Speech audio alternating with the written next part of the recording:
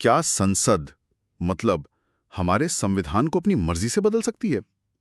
यहां तक कि हमारे मौलिक अधिकार, फंडामेंटल राइट्स, उनको भी? हाँ, ये सवाल तो आजादी के बाद से ही आप कह सकते हैं भारतीय लोकतंत्र के केंद्र में रहा है। बिल्कुल। और इसी पूरी बहस के बीच में आता है एक बहुत ही चर्चित मामला, गोलकनाथ बनाम पंजाब राज्य 1967 का। सही कहा। ये वो मोड़ था जहां संसद की जो सर्वोच्चता है और दूसरी तरफ नागरिकों के मौलिक अधिकारों की सुरक्षा जो अदालतें करती हैं, वो आमने सामने आ गईं। तो आज हम इसी संविधानिक रस्साकशी की कहानी में थोड़ा गहराई से उतर रहे हैं।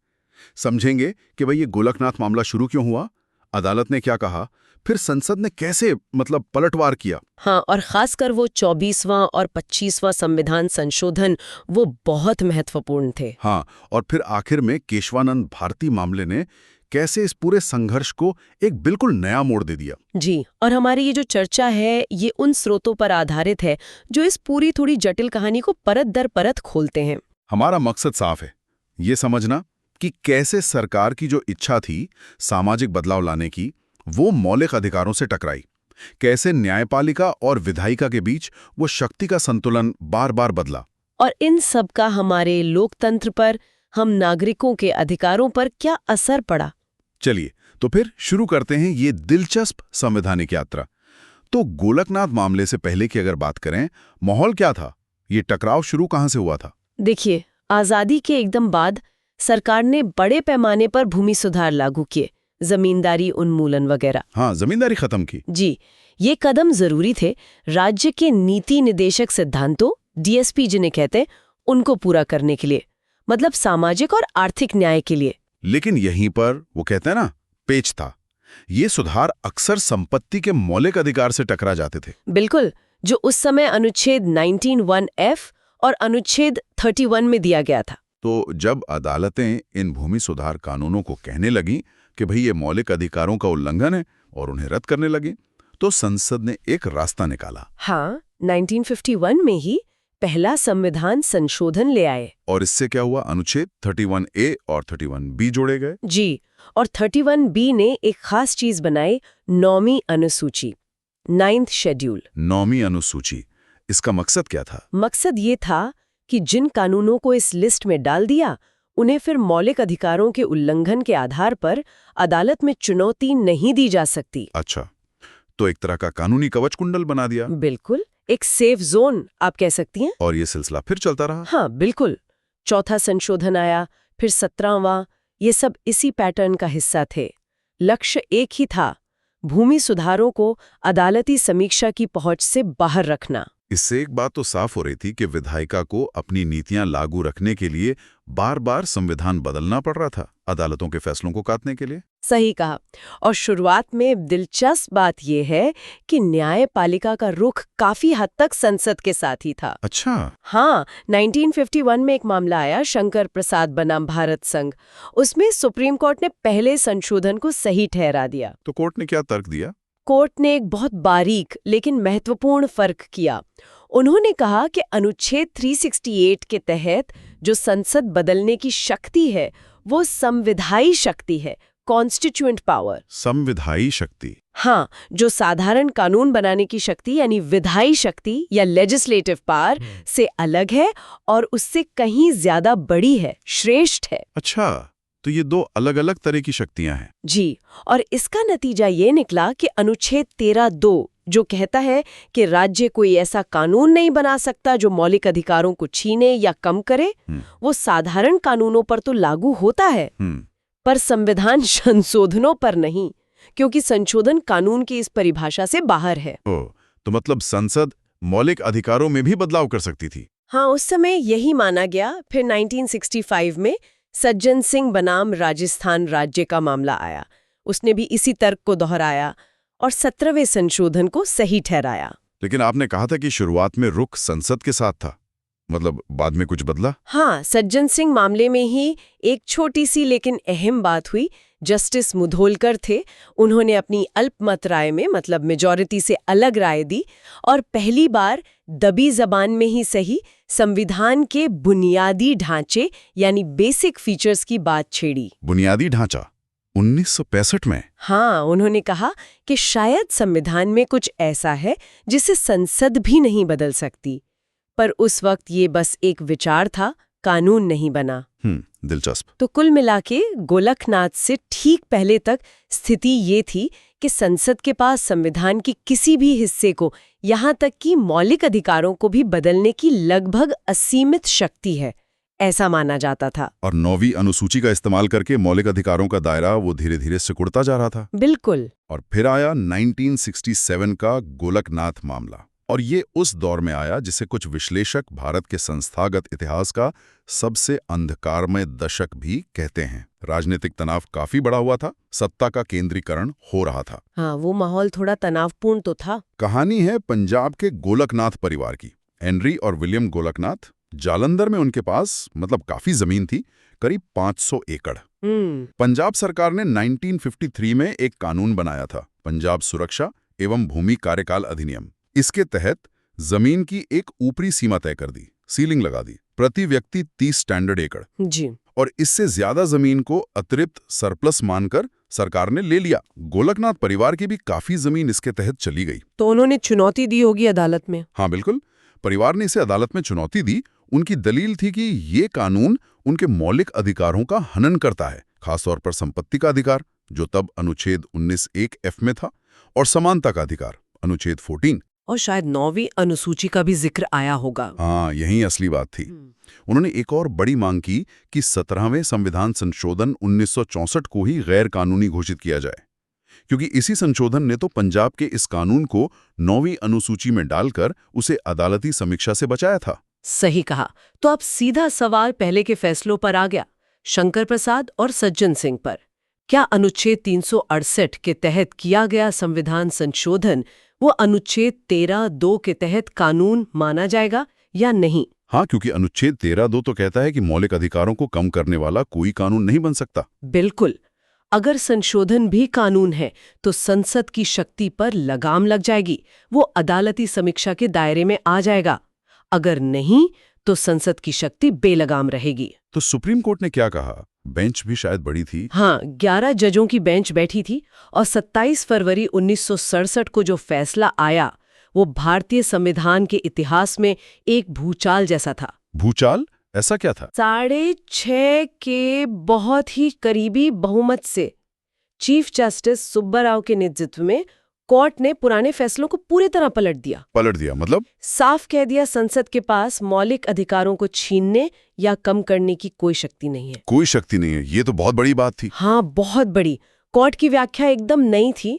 उन्होंने कहा कि अनुच्छेद 368 तो सिर्फ संविधान बदलने की प्रक्रिया बताता है, प्रोसीजर, वो शक्ति नहीं देता। अच्छा, तो शक्ति कहाँ से आती है? कोर्ट ने कहा कि संशोधन करने की शक्ति संसद की साधारण विधायी शक्तियों से ही आती है, जैसे अनुच्छेद 245, 248 वगैरह।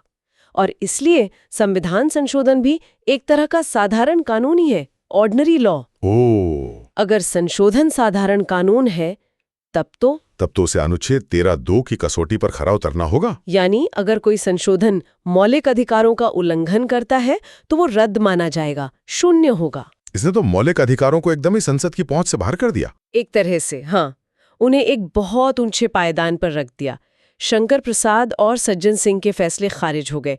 शायद अदालत को डर था कि ये जो बिना रोक टोक वाली संशोधन शक्ति है, ये कहीं तानाशाही न बन जाए। लेकिन एक सवाल, अगर ये फैसला था तो जो पहले संशोधन हो चुके थे, जैसे पहला, चौथा, 17वां, उनका क्या हुआ? वो भी तो मौलिक अधिकारों को प्रभावित कर रहे थे। हाँ, ये बहुत महत्वपूर्ण सवाल है।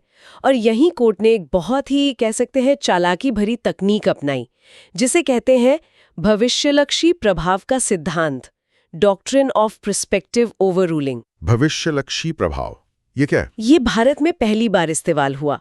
देखिए, अगर कोर्ट बस ये कह देता कि आज तक मौलिक अधिकारों को प्रभावित करने वाले सारे संशोधन गैर कानूनी है, तो सोचिए क्या होता। अरे, तब तो जमींदारी उन्मूलन, भूमि सुधार सब गड़बड़ हो जाता है। बिल्कुल, पूरा सामाजिक आर्थिक ढांचा ढह जाता, देश में भारी अफरा तफरी मच जाती।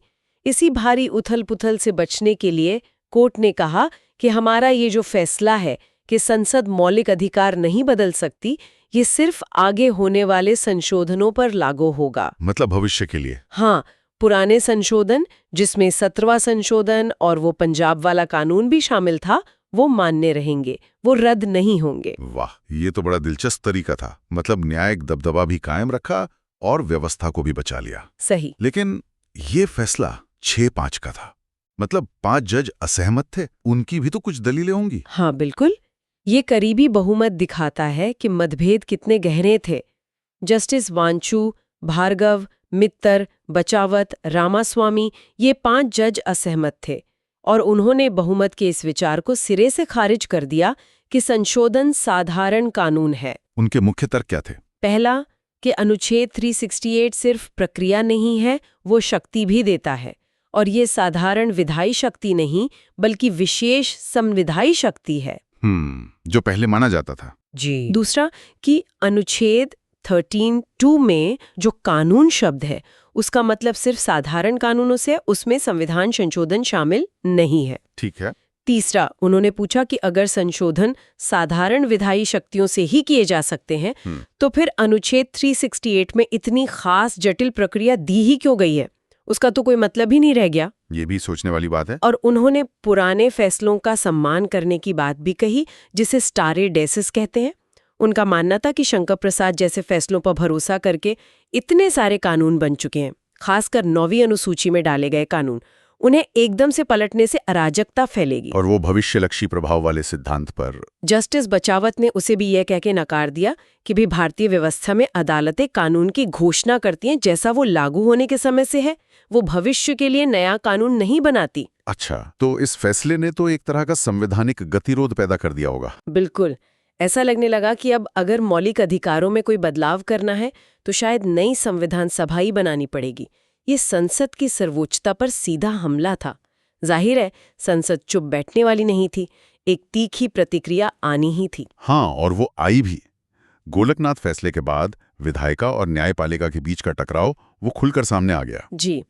एक तरफ न्यायपालिका को देखा जाने लगा कि वो नागरिक अधिकारों की रक्षक है, तो दूसरी तरफ संसद पर मतलब तानाशाही के आरोप लगने लगे। और सरकार के लिए भी ये बड़ा झटका था, खासकर 1970 में, जब सुप्रीम कोर्ट ने आरसी कूपर मामले में बैंकों के राष्ट्रीयकरण को भी रद्द कर दिया। हाँ, उस फैसले में कोर्ट ने ये भी कहा था कि संपत्ति लेने पर जो मुआवजा दिया जाता है वो कितना उचित है, इसकी न्यायिक समीक्षा हो सकती है।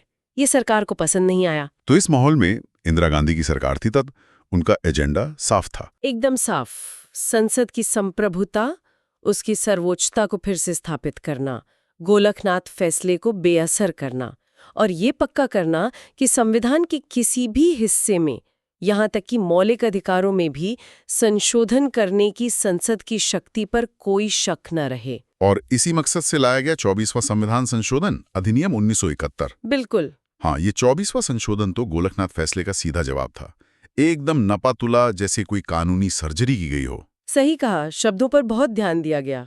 इसका एक ही मकसद था, ये साफ कर देना कि संसद के पास मौलिक अधिकारों समेत संविधान के किसी भी हिस्से को बदलने की संविधायी शक्ति है और इस शक्ति पर अनुच्छेद 13 की कोई रोक लागू नहीं होती। जी। इसके लिए उन्होंने अनुच्छेद 368 के शब्दों में बड़ी बारीकी से बदलाव किए। पहला, अनुच्छेद 368 का शीर्षक ही बदल दिया। अब उसमें शक्ति शब्द जोड़ दिया गया।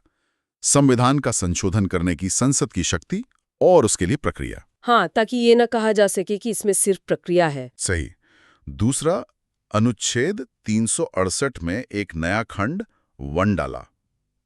उसमें साफ साफ लिखा कि संसद अपनी संविधायी शक्ति का इस्तेमाल करके संविधान में कुछ भी जोड़, बदल या हटा सकती है। संविधायी शक्ति शब्द इस्तेमाल करके गोलकनाथ की व्याख्या को सीधे खारिज कर दिया। तीसरा, अनुच्छेद 368(2) में लिखा कि राष्ट्रपति को संशोधन विधेयक पर सहमति देनी ही होगी, मतलब वो मना नहीं कर सकते। अच्छा, ये भी बदला? हाँ। चौथा, एक नया खंड 3 जोड़ा जो सबसे निर्णायक था। अनुच्छेद 13 की कोई बात इस अनुच्छेद के अधीन किए गए किसी संशोधन को लागू नहीं होगी। मतलब संशोधन अब अनुच्छेद 13 के दायरे से पूरी तरह बाहर। डबल प्रोटेक्शन एक तरह से। बिल्कुल। और पांचवां, यही बात अनुच्छेद 13 में भी एक नए खंड 4 के जरिए दोहरा दी, ताकि कोई भी शक शुबा बाकी न रहे। ये गोलकनाथ फैसले से पैदा हुई हर कानूनी अस्पष्टता को बंद करने की कोशिश थी। जहां 24वें संशोधन ने प्रक्रिया पर फोकस किया, संसद की शक्ति पर, वहीं 25वां संशोधन जो 1971 में ही ठीक इसके बाद आया, उसने मौलिक अधिकारों के कंटेंट पर, उनकी सामग्री पर हमला बोला, खासकर संपत्ति के अधिकार पर। अच्छा, तो ये अलग था। हाँ, इसका निशाना था निदेशक सिद्धांतों डीपीएसपी को मौलिक अधिकारों पर तरजीह देना, और ये बैंक राष्ट्रीयकरण वाले आरसी कूपर मामले के असर को भी खत्म करना चाहता था। तो इसमें क्या बड़े बदलाव थे? पहला, अनुच्छेद 21(2) से वो मुआवजा कॉम्पनसेशन शब्द हटा दिया और उसकी जगह रकम अमाउंट शब्द डाल दिया। मुआवजा की जगह रकम, इससे क्या फर्क पड़ा? फर्क ये पड़ा कि साथ में ये भी साफ कर दिया कि ये रकम पर्याप्त है या नहीं, इस पर अदालत सवाल नहीं उठा सकती, नॉन जस्टिशिएबल बना दिया। ओह, तो संपत्ति अधिग्रहण में न्यायिक समीक्षा लगभग खत्म। हाँ। दूसरा, एक नया अनुच्छेद 31(2)(b) जोड़ा, जिसने कहा कि संपत्ति अधिग्रहण के कानूनों पर अनुच्छेद 19(1)(f), जो तब संपत्ति का अधिकार था, वो लागू नहीं होगा। आरसी कूपर फैसले का असर खत्म।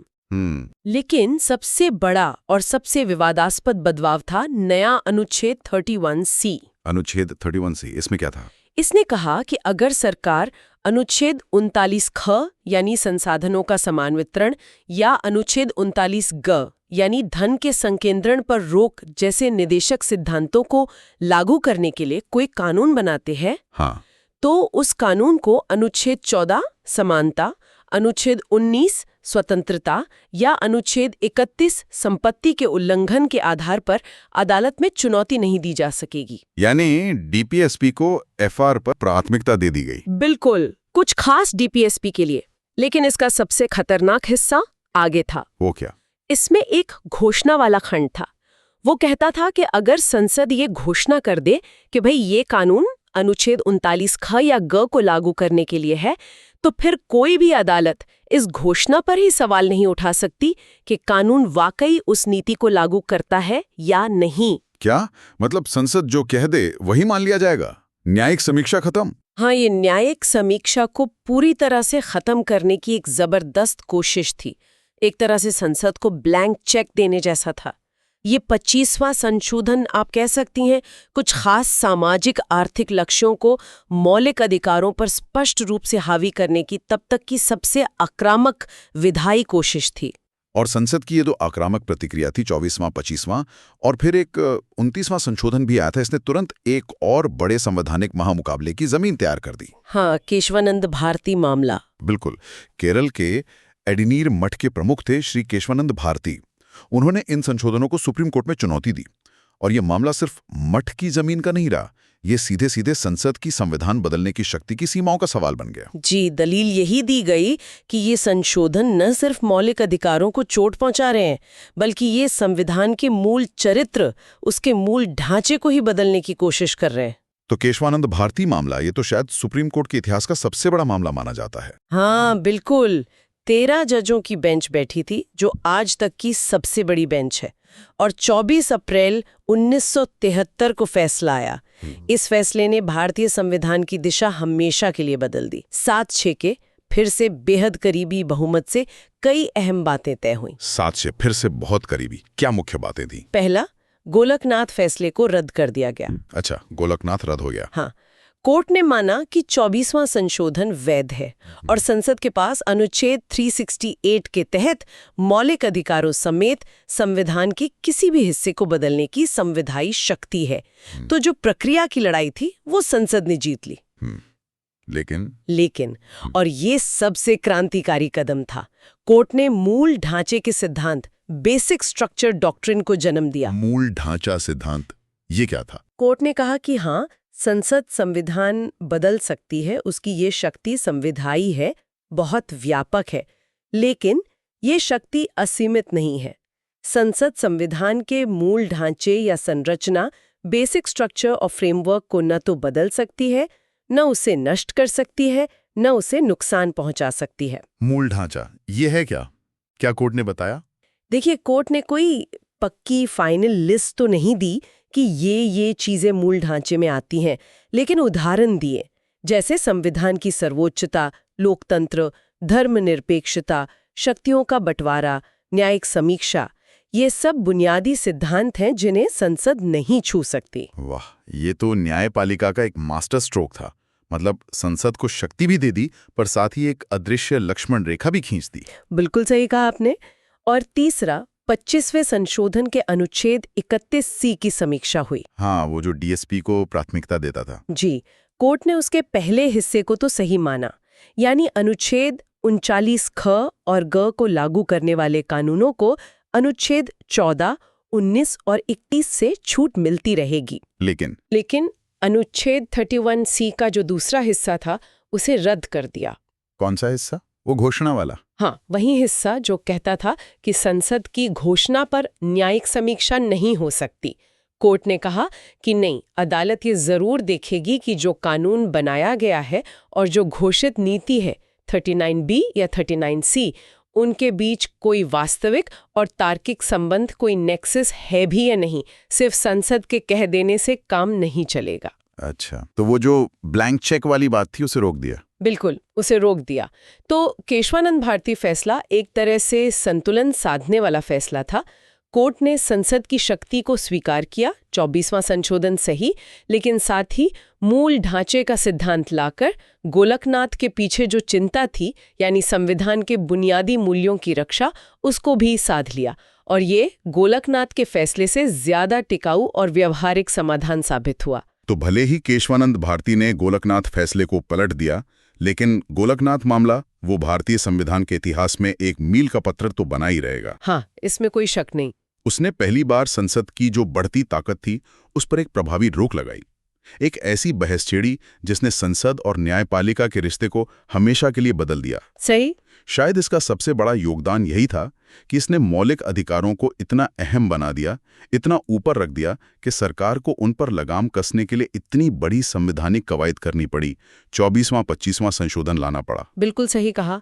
1967 से 1973 के बीच का ये जो दौर था, जो गोलकनाथ से शुरू होकर केशवानंद पर खत्म हुआ, इसने सुप्रीम कोर्ट को संविधान के अंतिम प्रहरी, फाइनल गार्डियन के रूप में स्थापित कर दिया। और इसने हमारे लोकतंत्र के भीतर शक्ति के संतुलन को परिभाषित किया। एक ऐसा संतुलन जहां संसद कानून बना सकती है, बदल सकती है, लेकिन संविधान की जो आत्मा है, उसका जो मूल ढांचा है, उसे नहीं छू सकती। अंत में एक सवाल सोचने के लिए जरूर छोड़ जाता है ये पूरा प्रकरण। जी, ये जो मूल ढांचा सिद्धांत है, ये खुद तो संविधान में कहीं लिखा नहीं है, ये तो न्यायपालिका की व्याख्या से निकला है। हाँ, ये बात सही है। तो भविष्य में अगर मान लीजिए राजनीतिक हवा बदलती है, तो संसद की सर्वोच्चता स्थापित करने की कोशिशों के सामने ये सिद्धांत, ये रोक कितनी मजबूत साबित होगी? ये वाकई एक अहम सवाल है और शायद इसका जवाब वक्त ही देगा। ये एक ऐसा सवाल है जिस पर शायद हमें विचार करते रहना चाहिए।